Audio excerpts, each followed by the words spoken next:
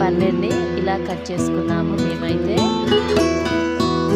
కళాయి పెట్టేసుకొని ఆయిల్లో కొంచెం లైట్గా ఫ్రై చేస్తున్నానండి.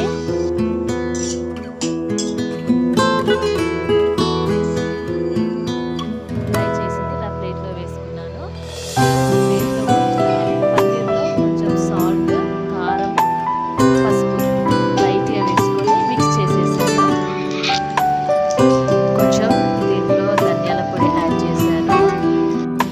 టమాటా, ఆనియన్, ఎండుమిర్చి కొంచెం ఫ్రై చేసి పేస్ట్ చేసి పెట్టుకున్నానండి. నెక్స్ట్ పెరుగులో కొంచెం సాల్ట్ను, కారం, ధనియాల పొడి కొంచెం వేసి మిక్స్ చేసుకున్నాను.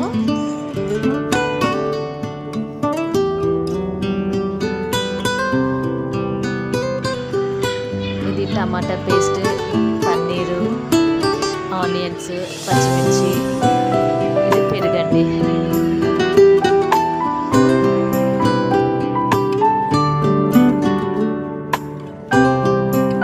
ఇప్పుడు ప్యాన్లో ఆయిల్ పోసాను, ఆనియన్స్ వేసాను, లవంగాలు, చెక్క, బగారాకు అన్నీ వేసుకున్నానండి. కొంచెం లైట్గా ఫ్రై చేస్తున్నాను. ఎర్రగా అయ్యే వరకు ఫ్రై చేస్తున్నానండి. టమాటా పేస్ట్ వేసేసాను. కొంచెం టమాటా మగ్గిన తర్వాతకి కొన్ని లైట్గా వాటర్ పోసుకోవాలండి. తర్వాతకి పెరుగు వేసుకున్నానండి. ఇంతకుముందు రెడీ చేసిన పెరుగు వేసేసానండి. ఇప్పుడు పన్నీర్ వేస్తున్నానండి.